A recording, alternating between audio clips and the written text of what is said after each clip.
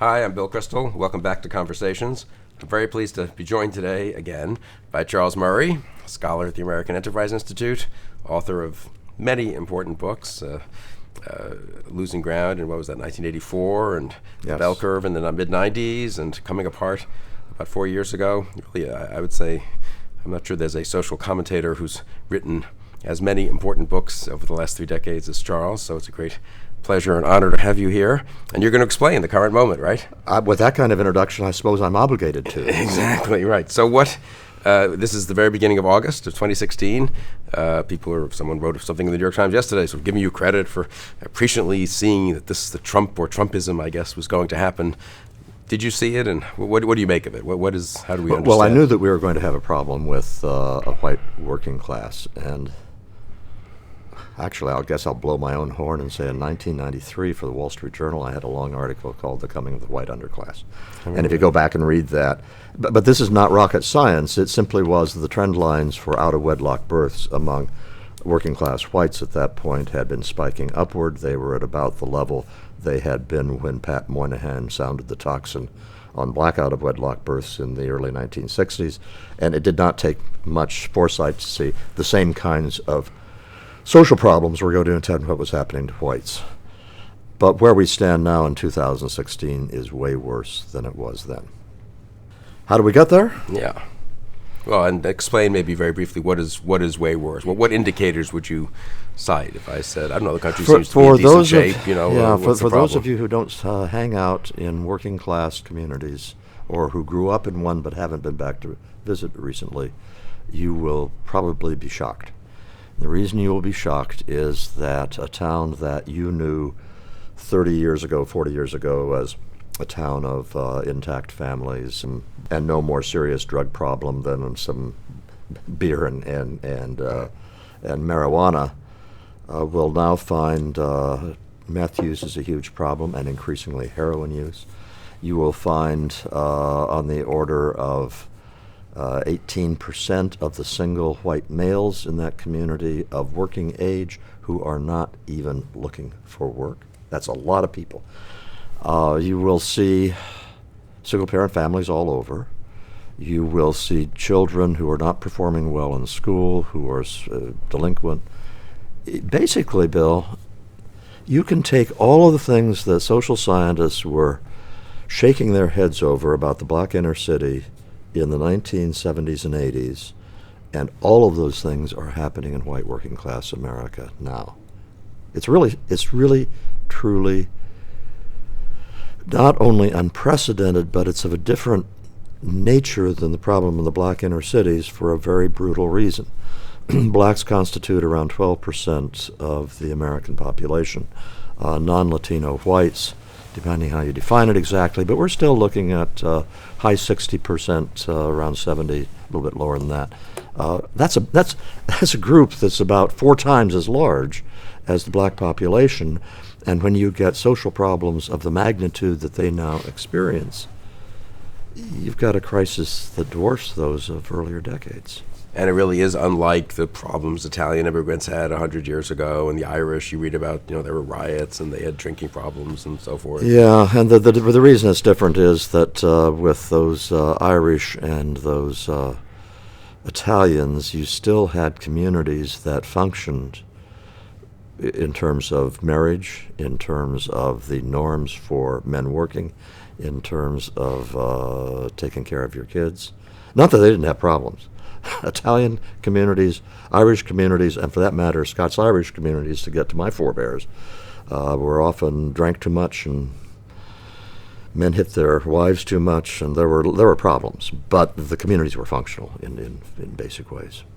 So how do we get to this situation? It's really, with the advantage of hindsight, of course, pretty simple. White working class community. In the book Coming Apart, I use Fishtown, which was a working class community in Philadelphia, now gentrified. Yeah, I was in Philadelphia for the Republican convention. It was a Democratic convention. Yeah, it is actually completely gentrified. But Fishtown was a classic, old, been there since the Revolution, working class, white working class communities. Okay, if you were in a Fishtown or one of the many counterparts throughout the United States and you were a guy, you probably had a pretty good manufacturing or other kind of blue-collar job. It didn't make you rich. You know, the UAW kind of union jobs really were a pretty small portion of the labor force. But you had a good job. You put a roof over your family and put food on the table. You had a wife, you had a couple of kids, and all of this did a couple of things. One is it provided the family as the unit of organization of the community, which is real important for reasons we can come back to, but also it gave you a real status in that community. You were one of the good guys. And a guy your age who wasn't supporting his wife, wasn't taking care of his kids, was a bum. He didn't have status, you did. Then you get the 1960s, you get the pill in the early 1960s, sexual revolution. You get the sudden preoccupation of the Democratic Party with blacks in the middle of the 1960s, which continues. Then in the late 60s, it adds women. And in the 70s, late 70s, is already beginning to add gays as the objects of the elite liberal affection and concern. And, you know, white working class guys not only are saying, well, what about us? They are actively the objects of scorn of the liberal elites. They are sexist, they are racist, and later they are homophobic. They are violent, they're guilty of abusing their wives and children. And in all sorts of ways, nobody stops to say, but, you know, most of you guys are still the salt of the earth, you what make America goes. There was none of that rhetoric. And there were lots of things that were dislocating. Plus, you got women going into the labor force. So all at once, the economic dependence that women had on men has gone away. And with that, then, you know, well, what happens if I leave? Maybe not so much, because not only is the wife making money, maybe she's making more than you are. So then along comes Reagan, and they like Reagan's rhetoric, they like his patriotism. Oh, by the way, a lot of these white working class guys had also been veterans of Vietnam. And when they came home, they couldn't wear their uniforms, because if they wore their uniforms on leave, they were spat on. Okay, so that goes into it. So Reagan appeals to them. They start voting for the Republicans. That coalition holds together for a while, but things don't get any better. They aren't making more money. Their wages are pretty stagnant. And their communities are starting to break down. That's when you start to have the guys who are still holding down jobs, but you have the other guys who maybe had an accident at work, parlayed that into disability, now don't work at all, even though they could. You have guys working enough to qualify for unemployment benefits who then takes the next 3 or 4 months off. You watch around you people of color or women who get big settlements from employers because if they're fired, they charge that they've been harassed or sexually or racistly fired. So they are really, if you'll pardon the technical term, pissed off by 2016, and who can blame them? You have in this, though, two very different components, and I'll wrap up this here. You still have working class guys who are playing by the rules, who are getting married, taking care of their kids, working hard. I mean, we live in a part of the country where we know people. we actually hang out with a lot of people of the kind I'm talking about, and there are a whole lot of people who are doing the right things. There are also a whole lot of people who fit the other description I gave. Problem is they're in the same communities. So it's not as if the guys who are playing by the rules still live in functional communities. It's only the bad guys who don't. The whole thing is festering. Was it inevitable that the, I think, good faith efforts, presumably by, let's leave the liberals aside, by Clinton on the Democratic side, by Reagan, and then Bush on the Republican side, all of whom thought they were speaking to these people, and I think probably honestly thought they had policies that would help them. Is it just overwhelmed by globalization and sort of social forces beyond politics, or was this could it have been very different? Well, there are certain things you weren't going to change no matter what. You weren't going to change the sexual revolution. And let's not put the blame on feminism and women going out and becoming economically more independent. guys also discovered, because of the sexual revolution, that they could get regular sexual access to a woman without marrying her. And that's a big deal if you're 22 years old or 18 years old. Even bigger deal later in life. But the point is that the rules had changed in ways that no politics were going to change, no matter what. But when it comes to the globalization, let me not speak to the left. Let me speak to the right here. Yeah. And a few mea culpas for people like you and me. Maybe it's not fair with you because I don't know exactly where you stood on immigration. But I was a big fan of globalization. And when I would read liberal accusations about Nike's sweatshops in Vietnam, well, I spent time in Southeast Asia.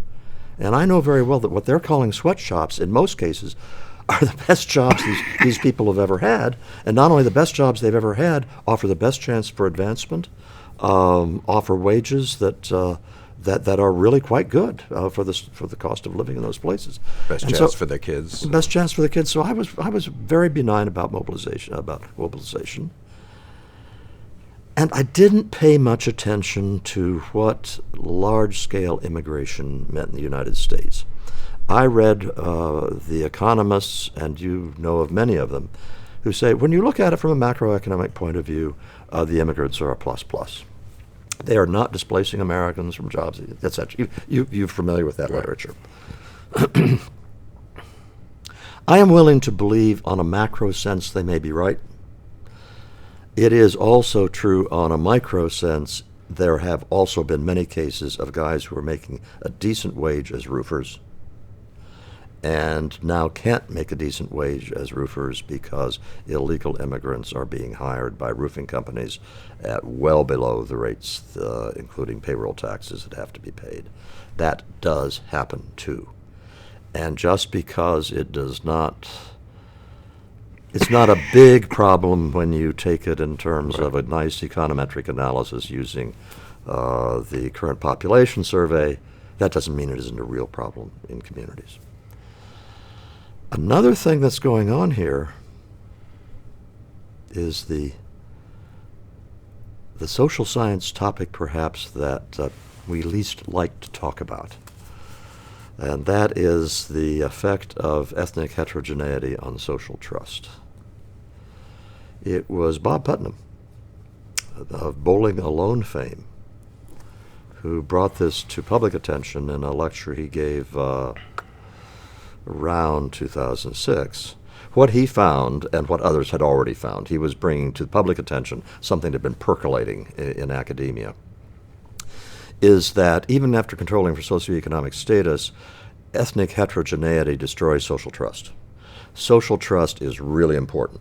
Francis Fukuyama wrote a whole book about the importance of social trust for societies to function. But at the local level, it is absolutely crucial for the American civic culture to work. And it's not just that ethnic heterogeneity reduces social trust, it also reduces the trust within ethnicities. So white people in that community don't trust each other as much as they used to. They hunker down, in Bob Putnam's phrase. Well, all this immigration, how did it affect you and me? Sorry to keep putting you in this situation. It provided opportunities for cheap gardeners and cheap nannies. Right. We do not live in communities. Well, actually, I do. But you don't live in a community in which you have a large Hispanic influx. And people who live in elite communities may have a lot of Asians moving in, but nobody worries about Asians because Asians have higher rates of school completion and intact families and everything than any other group has. So the people who bore the brunt of the social trust lost by increasing immigration was the working class. That was a big price.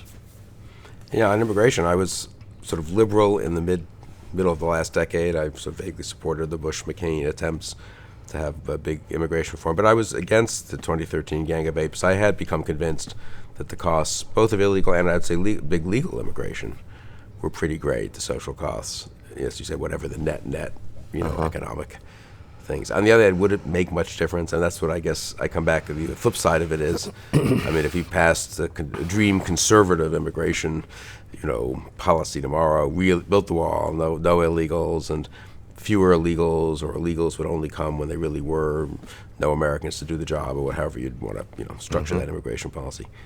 I mean, is it symbolic as much, or is it real in terms of its effect? Okay, let's specify what we're talking about, because I think we're talking about the same thing. Because I would be in favor of this. Control the borders, and if that takes a wall, then so be it. Right. But use whatever measures are needed to control it. Then reduce the number of people who may legally immigrate here with low skills.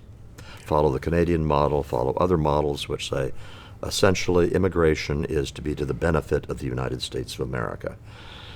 And if this makes us not want to read the base of the Statue of Liberty, so be it.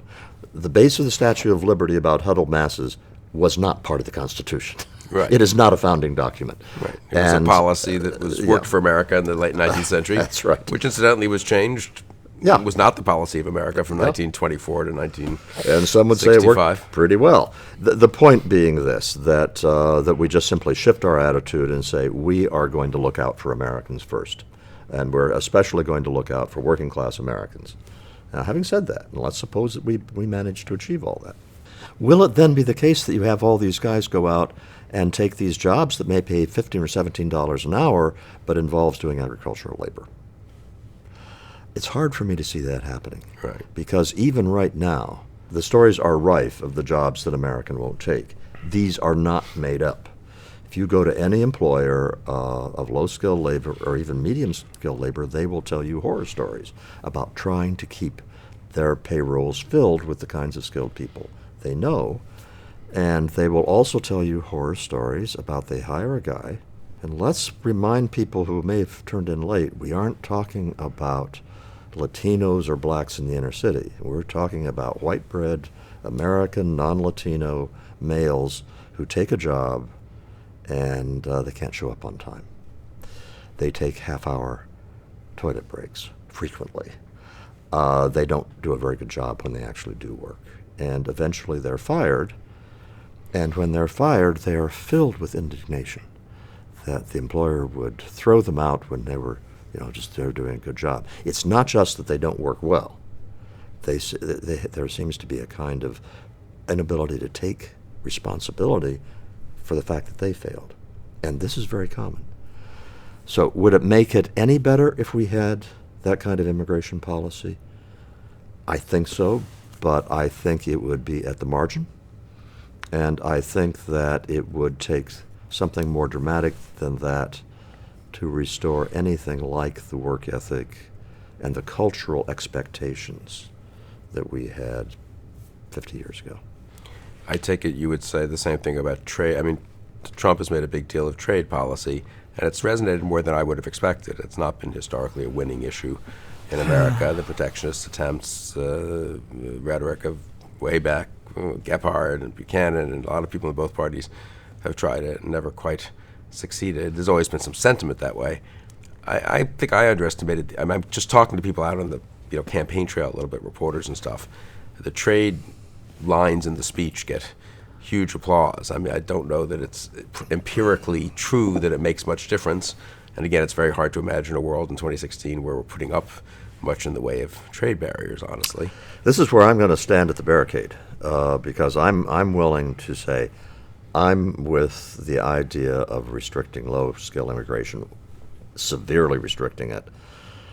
I think that if there is one economic principle that every economist I know who I respect says trade is a win-win, that if we restrict trade, the quality of living in the United States is going to go down, not just for people at the top, it's going to go way down for people who shop at Walmarts and are really need to get an inexpensive product. And I would say, I mean, you've made this point, I think, also that the effect of trade in helping hundreds of millions, I guess billions by now, of very poor people around the world is not trivial. In India and China, their success depends on a more or less free trading or open trading and open capital regime worldwide, and that's not a insignificant moral accomplishment to help those people lift themselves out of poverty. And conversely, it would not be an insignificant moral problem, I would say. I guess that I have shifted enough. I agree, by the way, with everything you said about the moral value of what we have done.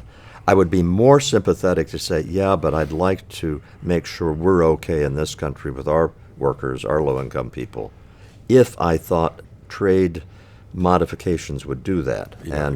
And I am not convinced of that. I think Adam Smith in Wealth of Nations laid out the case for open trade.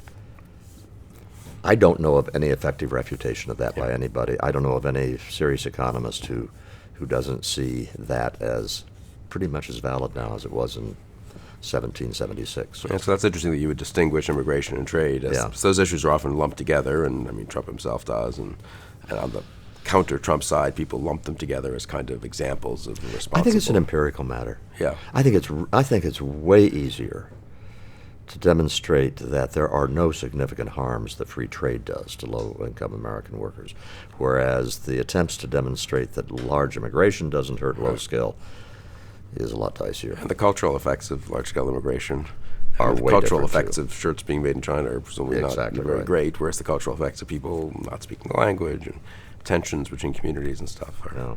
Okay. I'm curious, what do you think about this? I've been struck by this. People say working class, and you've been sort of focusing on, at least in the book, you focus on I think what we would consider kind of classic working class, assembly line, people working mostly with their bodies, so to speak. But I'm struck, so I live in Fairfax County, which is an upscale county, but like most areas of the U.S., it's mixed, and there are parts of it that have quite a lot of immigrants, actually, and aren't very well off. And so if you go to some of the, there are 23 high schools in Fairfax County, and I'm going to make this up and say that 19 of them are pretty just upper middle class, like but 3 or 4 are more mixed. Not everyone goes to college. Some of the kids drop out. They have disciplinary problems and stuff. And I'm struck talking to, for example, a woman who has been a teacher and an administrator in the Fairfax County schools, how upset she is about the fact that she joined that school system. It was great. It had some poor kids. Everyone worked hard. Everyone was expected to learn English. There was discipline in the classroom. And it was a fulfilling job to be a teacher or move up in the Fairfax County school system. And now you go to some of these schools, and the kids aren't disciplined, and there are all kinds of constraints on what you can do as a teacher, and there are other bureaucratic problems. And I wonder how much, I'll use Trump here as a kind of more of a metaphor than an actual, I don't know if she's voting for Trump, this person I was talking to, but there's sort of a Trumpian echo in the middle class as well. And that would be someone I would say we would consider middle class. If, 2 teachers, that's not really quite our conventional working class, person. But I think there's more of that than people think, which is probably one reason why Trump is getting more votes than he would get if he only were getting, unemployed or underemployed assembly line workers. In effect, what it sounds like what that teacher that you're using there is saying is, I chose to work in a school system where I thought I was going to get a bunch of upper middle class kids that I that I could teach. Or working class or lower middle class kids who would be disciplined and have families that would reinforce my teaching and wouldn't tell the kid to ignore the teacher and wouldn't whatever. And so and she, like I'm going to say it's a she, just reflecting my generation and my assumptions about who the teacher is. She knows very well that if she'd accepted a job in most inner city schools, it's not a matter that the kids were black that there was a problem or that they were poor that there was a problem, but she wouldn't have been able to teach because we all know about the problems that the inner city schools have had, that the teachers are held powerless to do anything about. And what she is seeing in her situation as all at once this school is more and more like an inner city school has been in the past, right, is the spread of the new lower class, as I call it, in coming apart, which is very similar to what we used to call the underclass in the black inner city. She is seeing the spread, and I would be willing to bet that whereas it may be some of the immigrant kids who are causing the problem, an awful lot of what's causing the problem are white kids who are from working class areas that are disintegrating. We are seeing the future in terms of, By the way, all of this, there's no magic formula says that this stops at the working class. Well, I was going to ask about that. So in the book, Coming Apart, which everyone should read, of course, and which we discussed in the previous conversation, which everyone should watch, Fishtown, what's the break? You say, let's look at the top, the bottom. Yeah, I have my You leave the middle out. My upper middle class is college educated, and it has with a person who's the head of household who has either a managerial job or a professional job. That's one end.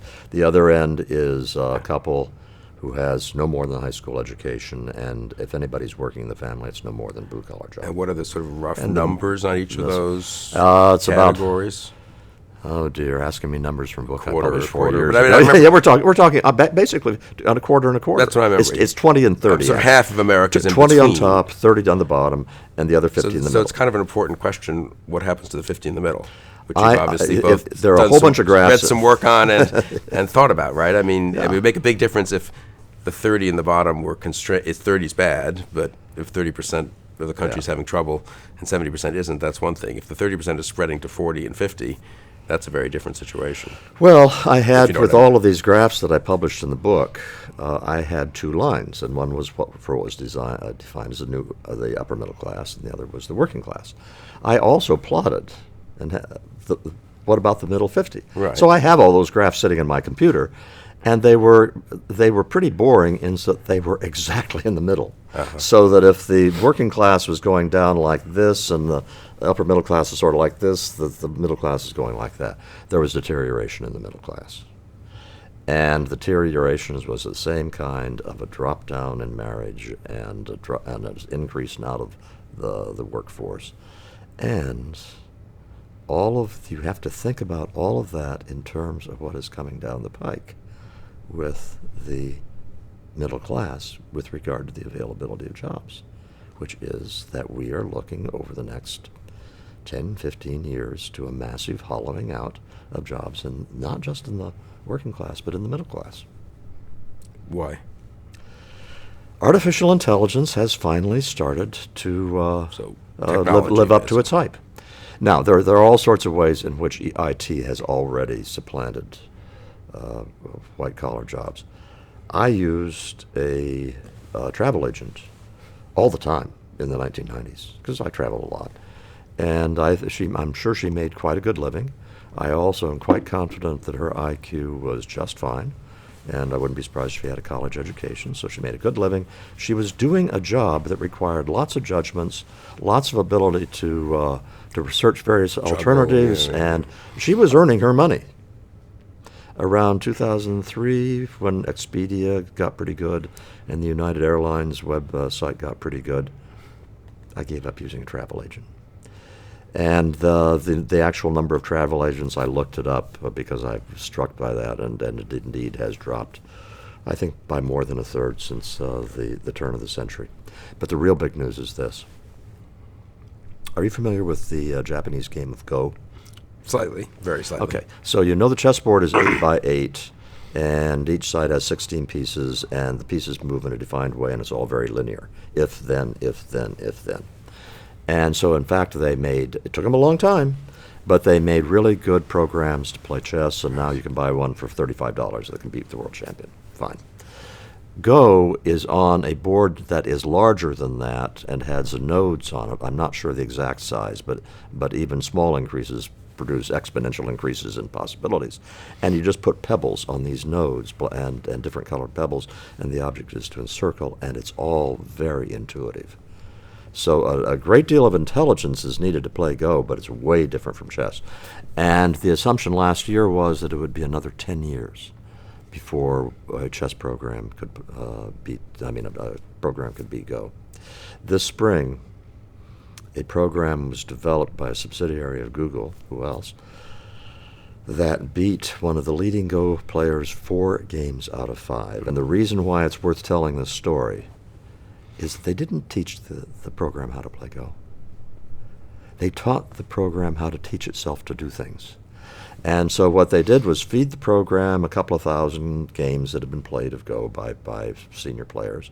They fed it the rules of Go and said, okay, that's it.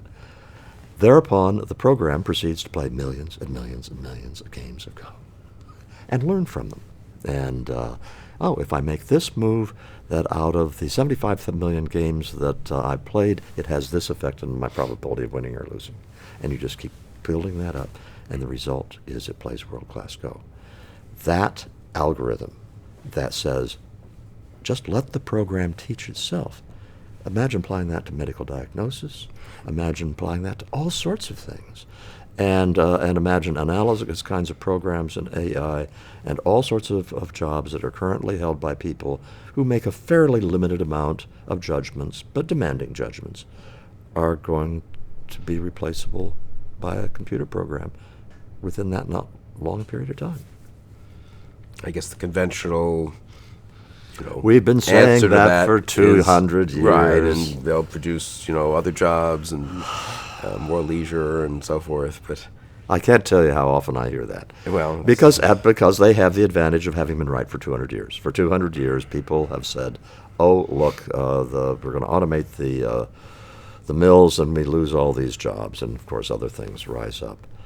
But with most of those, even though hindsight helps, it is also true if the automobile is coming in and you do see that a lot of horse drivers are going to be out of a job, carriage drivers, well, somebody needs to drive the automobile, somebody needs to fix the automobile. So you could sort of see that, but tell me, when probably within the next 10 years, 4-odd million people are going to be out of work driving cars and trucks because they'll be driverless.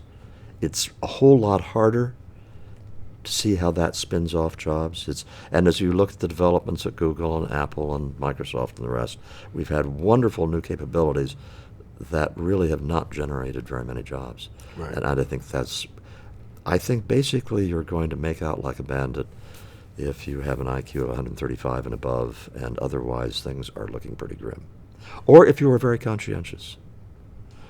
I will just throw that in since we're talking about jobs. I'm borrowing from Tyler Cowen here. Tyler Cowen points out that we're still going to need nannies for our children. We're really going to need people to take care of our elderly parents. And what do we want for those jobs? First, we want a human being. We really, I don't care how good the robot is. We want a human being. We want a nurturing human being. And above all, we want a conscientious human being who, even though nobody's looking over his or her shoulder, will do a prescribed thing as asked, no matter what, such as administer the pills that are due at 4:30. Now, which gender tends to be more nurturing and more conscientious? Statistically, we have many conscientious men. We have many nurturing men. Statistically, women have a big, big edge. So our white-collar, working-class male has yet another way in which he's going to end up at the bottom of the totem pole. Oh, that's almost the white-collar, middle-class male, too, though, right? Yeah. So you think there you get a kind of a perfect storm of the technology plus the social mores. Yeah. Well, that's cheerful. Cheerful is what I do. You know that, Bill. Charles, right. No, but that's important. Well, are there any, obviously there's no magic bullet to say the least, but is there, where would that incline you in terms of, if one had that analysis in terms of policies, either macro or micro? Well, it's pushed me toward a universal basic income, which I wrote a book on in 2006 called In Our Hands, and which I've just redone with new arithmetic for today's economy. And I think it is important enough that I'll take a few minutes and just tell what's going on with that. Someone told me that your new introduction to it is very interesting, but I haven't seen it yet. Is it coming out soon? Or? It's out, yeah. Oh, it's out. You can go to Amazon and you can download it in your Kindle. Speaking of businesses that are destroying yeah, a lot of middle class, right. But being a bookseller, working in a book, that was a kind of middle class, college educated job, right? Doesn't The examples are legion. Well, the idea of a universal basic income appeals to me, in part as a way of solving an economic problem, because as is highly publicized, we are looking at a growth of entitlement spending that is really scary and unsustainable deficits unless we do a major fix. So there will have to be a major fix of some kind, and so I want to draw people's attention now to a quite affordable fix, which will have the advantage of being affordable. That's not really my main reason for proposing it. The basics are this. At the age of 21, every American who holds a passport which is issued at birth and has the same function as an ordinary passport, but also establishes your eligibility as an American citizen for the Universal Basic Income, UBI, starts to receive a monthly deposit electronically to a known bank account of $13,000 divided by 12. $13,000 is the total basic income, of which $3,000 must be devoted to health care, which I'm going to push aside because it's a complicated additional topic. So you have $10,000 of disposable income that you're getting in monthly allotments. Well, I think that there are all sorts of ways to do that which would cause catastrophe. I think if we simply add that on to the current benefit system, it's not affordable and it also is a catastrophe. But what if it replaces everything else? There's no more Medicare, no more health insurance, Social Security. There's no more welfare. There's no more corporate welfare. There's no more agricultural subsidies. I can go through the whole list of transfers. There's none of that stuff, and there's also none of the bureaucracies that administer it. You have $10,000, and you say, well, you can't live on $10,000. Well, if you really want to live all by yourself, no, you'll live a pretty grubby existence on $10,000. You get a minimum wage job, just a minimum wage job, and you work 2,000 hours a year at, let's say, $750. That's $15,000 plus 10. That's $25,000. Yeah, that's way above the poverty line. Well, suppose for some reason you can't work, or suppose you don't want to work. You can still have a decent existence if you're cooperative. If you're cooperative enough to convince a friend, a girlfriend or boyfriend, a relative or something else to pool your resources, if you just do it with 2 people, you got 20. With no working whatsoever, you got 30 if you got 3 people. You add a little bit of income and you're in the middle class. That $10,000 given to everyone has a huge effect on their ability to live a decent existence by doing reasonable things. But it also has, I think, a couple of other huge advantages, again, because of some features of my specific plan, which I'm quite proud of. One is right now we claw back benefits at a very low rate, so that if you're on food stamps and Medicare, and you take a job, you very soon face a very punitive loss of benefits. I say, look, you keep your entire $10,000. We don't claw back a cent of it until you have $30,000 in earned income. Once you have $31,000 in earned income, you'll pay $50 or some very minor clawback, and that'll increase as your income rises. But I'm really saying to somebody who's gotten up to $30,000 of earned income, okay, you now got a net of 40. You really want to quit work and go back to 10? Yeah. I'm luring them in to work until they can't quit. And the other thing that I really like about it is that it reverses some really terrible incentives. For example, the people who do not work because they're afraid of losing their benefit, that all disappears. They go to work, they're pure profit for them to go to work, whereas now it can be very punitive. The second thing is, consider the classic case of the young woman who has a baby and no husband. Well, it is a statement of fact that under the current system that generates an income stream she would not have otherwise had. I'm not saying she has the baby to get the income stream. I'm saying it does generate an income stream. Under the plan I'm proposing, she has an income stream. The baby is going to be a major drain on that income stream. Now, that can also be good. All of us who have children have a major drain on our income streams as a result that we're delighted to have. But it does get the incentives right. I really want a baby. I know I'm going to be paying for diapers and baby food and all that, and I still want the baby. Okay.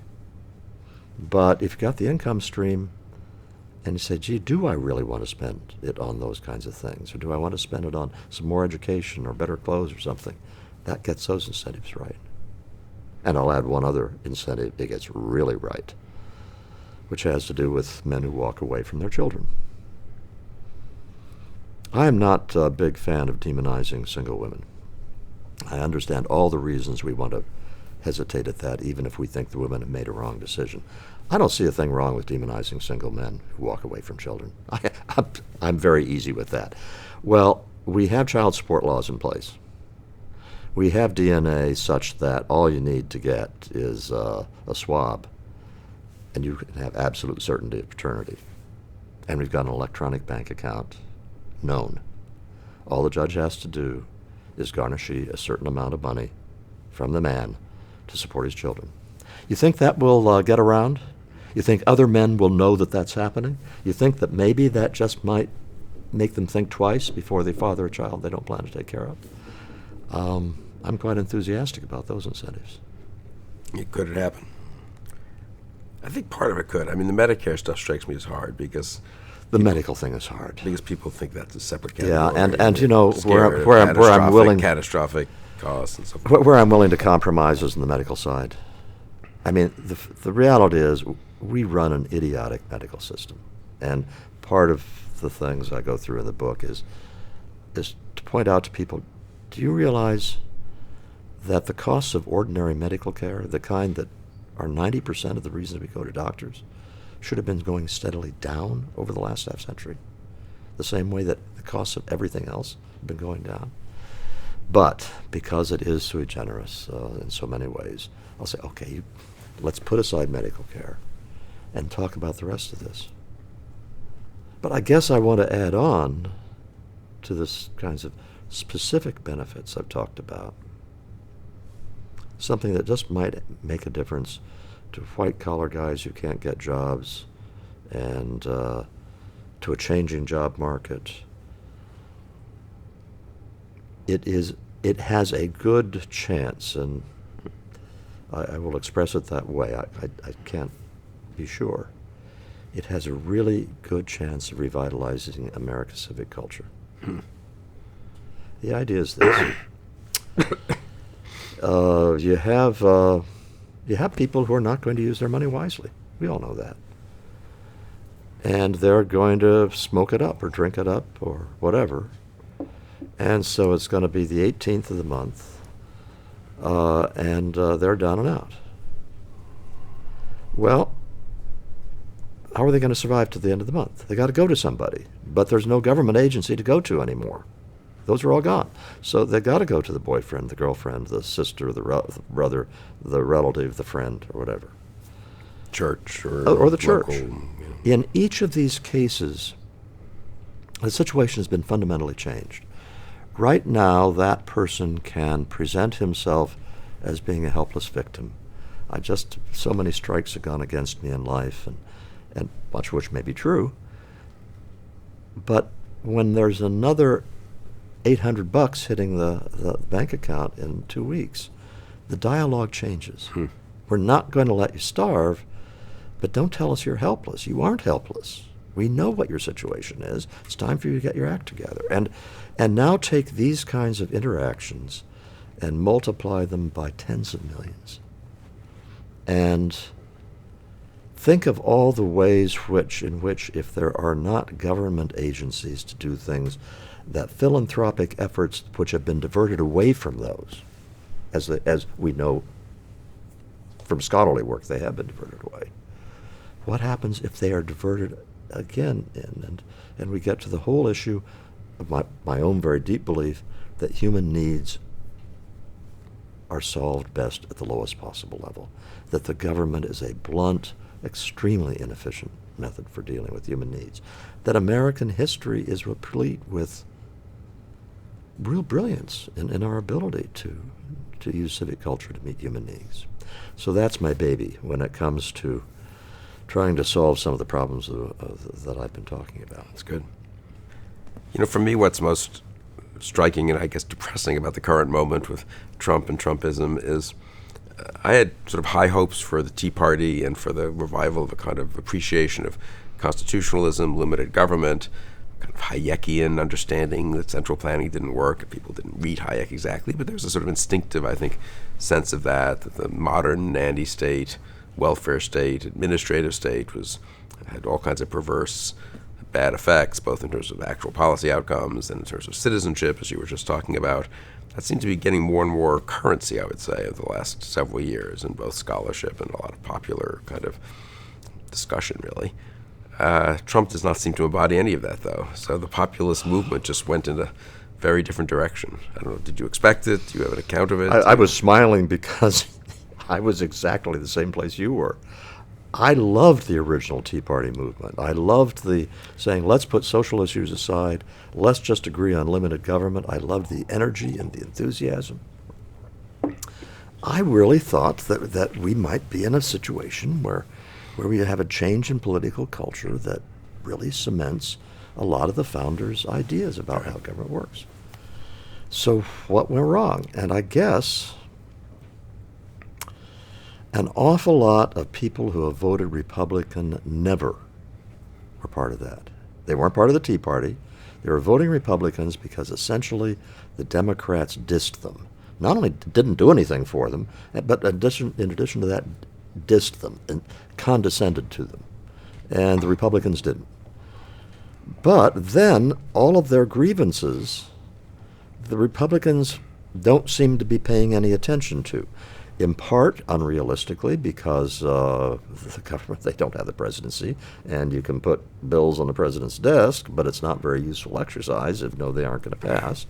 In part, realistically, insofar as the issues we talked about earlier, where we, people like you and me, just didn't think that hard about how important limiting low-skill immigration was. So they got a spokesman. And in this sense, what you're saying is, here was a section of the party that was always out there. We underestimated its size. They got a spokesman. They rallied to that spokesman. And then if we were really prescient, we would have said, gee, if you've got 17 candidates and only one person's really trying to appeal to that one person is going to get more votes than anybody else. And he's a celebrity, and he's a very skillful. All of these things I say now, and I hadn't a clue all throughout Trump's success, and I'm as wrong as everybody else has been.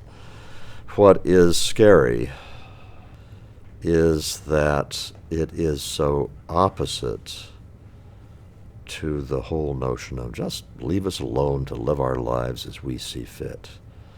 The populism that is out there now is very much focused on using big government to give us what we need, and if that includes an enforcement army to kick 8 million people out of the country, so be it. And that's a nascent kind of nationalist party that America has never had, and to be honest about it, they have conducted a hostile takeover of the Republican Party. Yeah, and do you think, I guess the one question is if Trump loses, this is hard to know, of course. Some people think, well, he loses, it was a fluky thing, 17 candidates, he's a celebrity, he's very skillful, but you kind of go back to where you were with Scott Walker and Marco Rubio and all these guys. It's not like the Republican Party's gone away, Paul Ryan, they're all still in office. Or, and this is a little closer to where I think I am, it doesn't just go away. I mean, Trump, there will be other Trumps or mini It's 1852. Trumps. You think? 1852, that's, again, this is my view, that all at once the Whigs, and I'm not an expert, by the way, on Whig history, but my sense is they lost their purpose, they lost their cohesiveness in ways which have lots of parallels. My own view is you probably need to have a new party for people like you and me to be in. I don't think the Republican Party is going to be a congenial place for us anymore.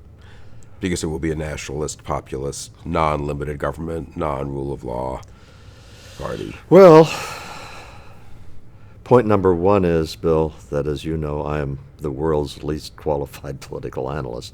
But having said that, the nationalist energy is not going to go away with Trump. We now know that about 35%, certainly of the Republican electorate, but maybe not that much smaller percent of the entire national is sympathetic to those nationalists. My sense is that when there is that kind of a market out there, there's going to be somebody ready to satisfy that market. And you and I, and a lot of our friends, cannot be part of a party like that. And then more broadly, what strikes me, I think it compounds the point or intensifies the point, is that 45% of the votes cast in this 2016 primary season were cast for Trump or Sanders, almost the exact same number in each side. Obviously, in Trump's case, the 45% was a winning number. In Sanders' case, it was a losing number to Clinton. But that's pretty striking. I mean, if you believe in some broad American constitutional, liberal, conservative, whatever, system, the one thing America's done a pretty good job of excluding, I would almost say, is socialism on the one hand and populist authoritarianism on the other. There have been many times when what has risen up, especially the populist authoritarianism, but it was at the state level or it failed, and Huey Long or George Wallace and whatever. And it is a little startling, and we're not in the middle of the Great Depression. We're not in the middle of a, taking tens of thousands of casualties in a war. But it's a little startling that 45% of the public basically have voted for candidates, and I don't really even say this pejoratively, I just think analytically, who kind of reject the mainstream of American politics for the last 60, 70 years, arguably for longer than that when you think about it. I would summarize in many ways as saying that what we used to substitute for nationalism was the American way of life, which now I'm sure is used only sarcastically or in a lot of cases historically as what people used to say.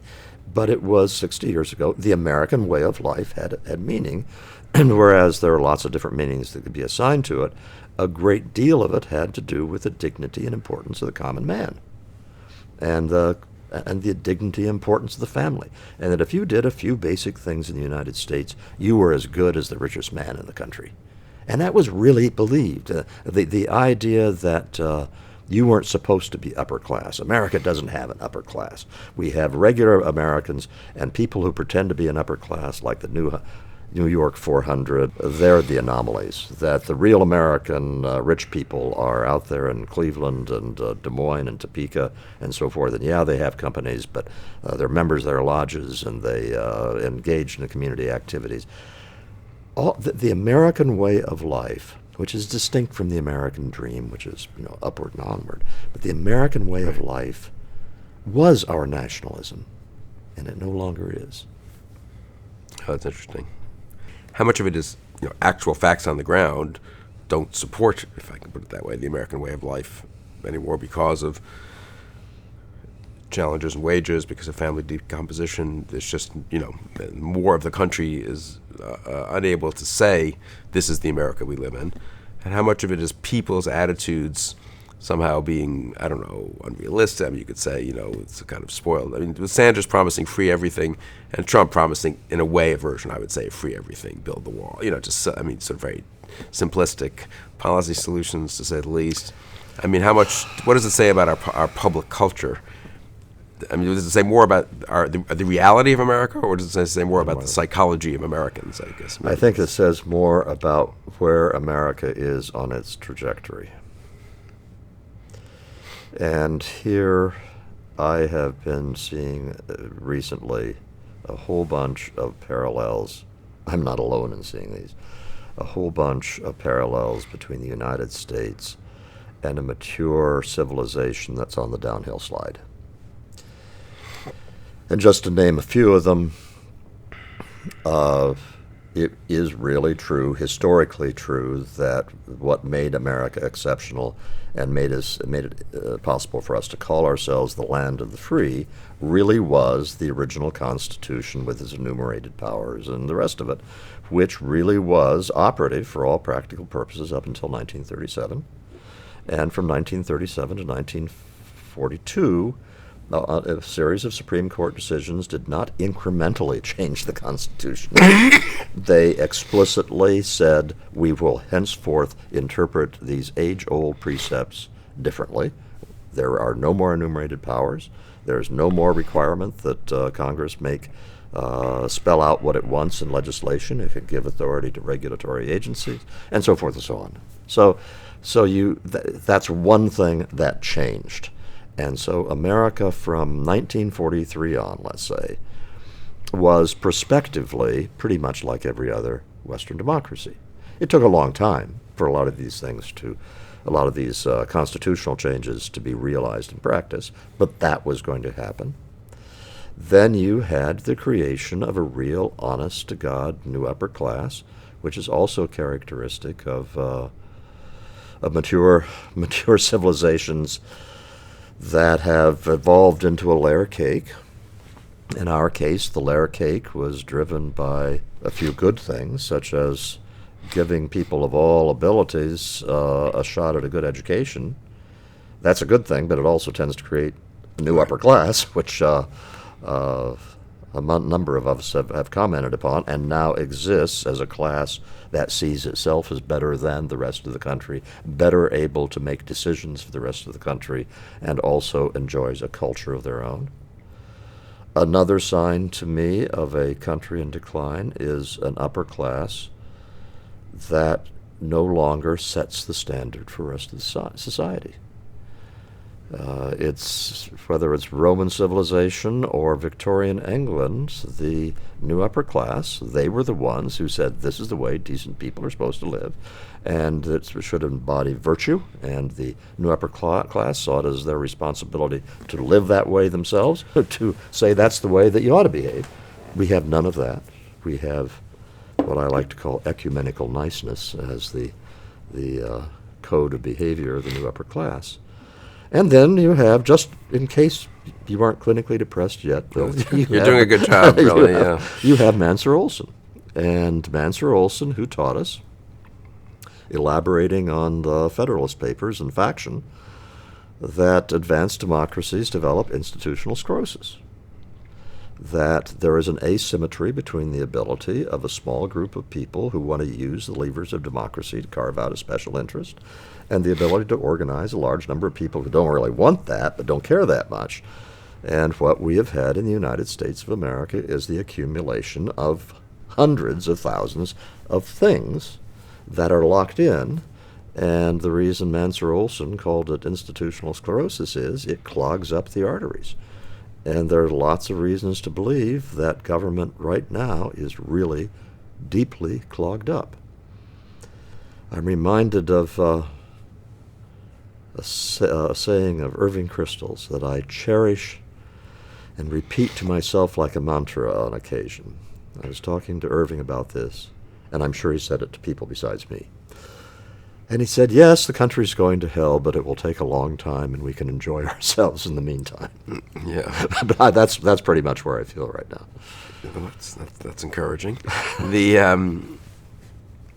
I guess what's so striking, though, is that in our adult lifetimes, there seem to be moments where people internalized the Mansur Olson thesis. People understood it. There were serious thought was given by political scientists, Jim Wilson and others. What kind of reforms could break it up? How would one restore a kind of constitutionalism? It was very impressive in a way what Bork and Scalia and others did in terms of constitutional law, and there's a lot of students of theirs and offshoots, and then quarrels between different kinds of originalists. But that's in a way healthy. I mean, the degree to which free market economics, constitutionalism, and law gained from 1970, let's say, to 2000 is pretty. There was nowhere, right? In 1970, Hayek wasn't read. Friedman was was a tiny little school.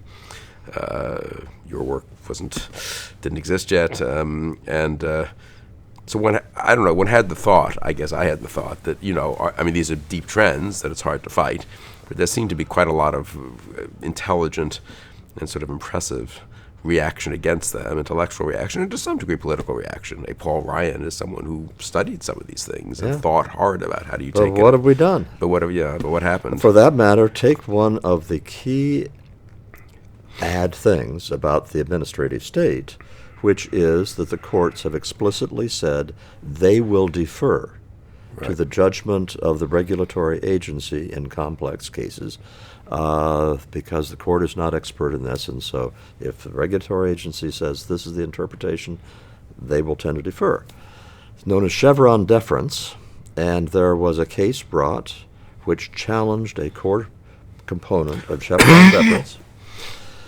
The court overthrew it, and the opinion for the majority was written by Antonin Scalia. Yeah, he was rethinking that, I think, late in life, and he had Thomas and some of the others were against that deference. I mean, you have had others, but the fact is that Scalia, and he wrote it because he was trying to say to Congress, I think, I interpret it this way, you should. Congress, this is your job. Stop trying to pull the up with it. But of course, Congress refuses to take up his job. He was trying to curb the courts, but he was trying. Yeah, the price of that was not curbing the administrative agencies. But, maybe the challenge is much greater. I mean, you combine these sort of sclerotic government institution issue and the cultural changes and the other sort of things that are kind of built in, you might almost say, to a modern society. It's hard to fight on that many fronts at once, perhaps. And it does seem with Trump we got temporarily, perhaps, have been overwhelmed on that front. Let me ask you finally about The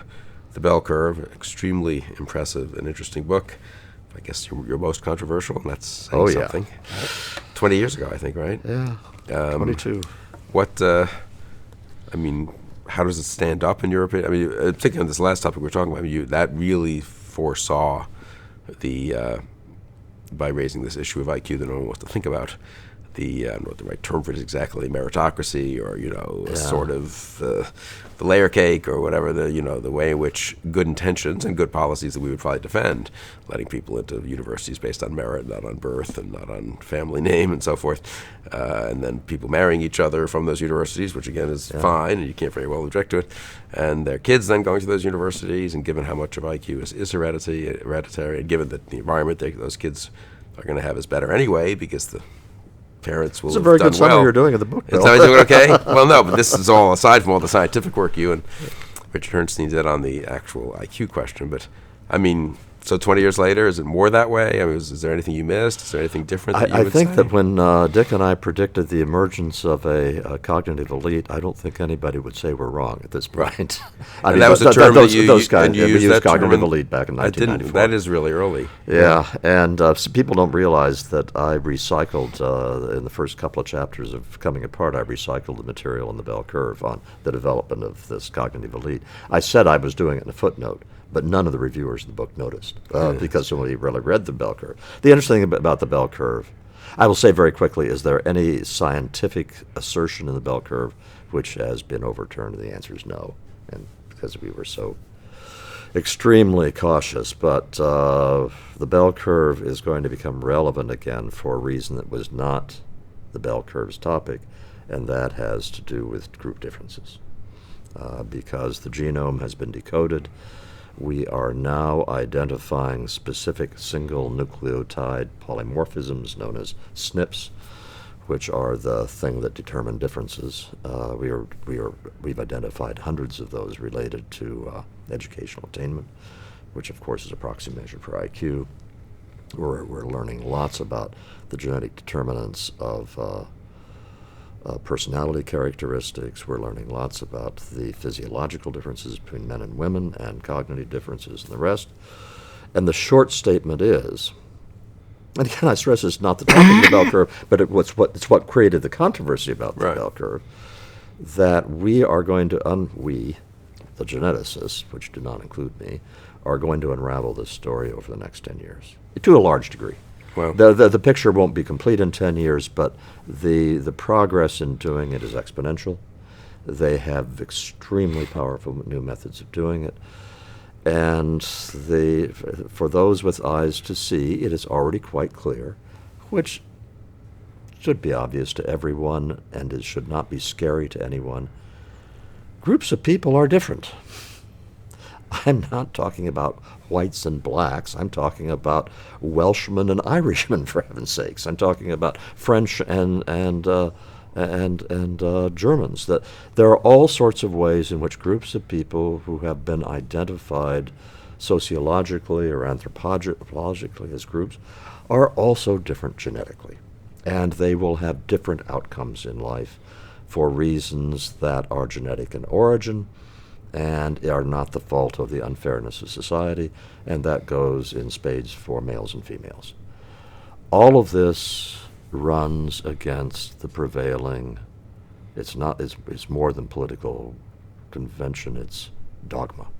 The dogma is that if men and women are different in important outcomes of life, it's the result of the unfairness of structures and systems. If blacks and whites are different in outcomes of life, et cetera, et cetera, et cetera. We are facing over the next 10 years a headlong crash between a deeply held dogma of the social sciences and the way the world works as revealed by the physical sciences. And I must say I am looking forward to it as I'm fighting Schadenfreude as a problem at this point, because it's going to be a story that we should have known is coming. It is coming. But I do want to say on record, it's not a story to be scared of. Human beings are not stacked into superior to inferior groups, neither are sexes. But it's way different than the university wants things to be. But it's not inconsistent with the American way of life or the principles of the Declaration or the founding. Exactly. I'm asking, is that right? I mean, it shouldn't be understood as a challenge to that particularly. The answer to all of this, we must treat people as individuals. And if you treat people as individuals, the fact that you have different distributions, it becomes meaningless. Because if you're an astrophysicist with an IQ of 145 and you happen to be an African American, you're still an astrophysicist with an IQ of 145. And the same goes for any kind of stereotype about people that you just treat people as individuals. But Bill, I say that which is the American ideal. That's what we were founded on. And now you think of the enormous structure for treating people by groups that pervades the law and practice in this country. Are we just going to throw all that out? Yeah. What's going to happen when the material hits the fan? And people can deny reality a long time. I mean, it's nice to think that when my father famously said that a neoconservative is a liberal who's been mugged by reality, that was very clever, not quite true, accurate, I would say, because in fact neoconservatives had thought more about these things than the mugged by reality, conveys. But Mike Scully, I don't know if you remember him, a young man who died quite young, unfortunately, was sort of a protege of my dad's. There were all these neoliberals in the early 80s, Gary Hart and those people who were kind of trying to accommodate some of the criticisms of the Great Society, but still be kind of more big government, welfare state people. And they wrote a lot of things. And I think Mike, I'm not sure if Mike wrote this or said this, but it's in the oral tradition anyway. Mike said that a neoliberal is a liberal who's been mugged by reality and refuses to press charges. Which I think is a very deep, I've repeated that, I've said that a couple of times probably in these conversations, but I think it's a very deep insight. I mean, people have a great ability, nations have a great ability, whole intellectual classes have a great ability to get mugged by reality and resist it for a long time. Now, ultimately, one assumes one pays a price for that, and, the Soviet Union comes tumbling down and so forth, but you can have a lot of resistance and a lot of damage done in the resistance, actually. Let me offer why I think this time will be different. Good. Look, if Dick Herrnstein and I present data based on correlations and patterns within the data and scores on subtests of the IQ, and trying to infer such things as genetic role, all of that, you can argue that from kingdom to kingdom come, and they have. It doesn't make any difference how good your analysis was and how strongly the weight of data is on your side. It can always be litigated endlessly. Hard science is different. There are ways of overturning the findings of hard science, but it's a very demanding thing. You have common ground rules everybody has to play by.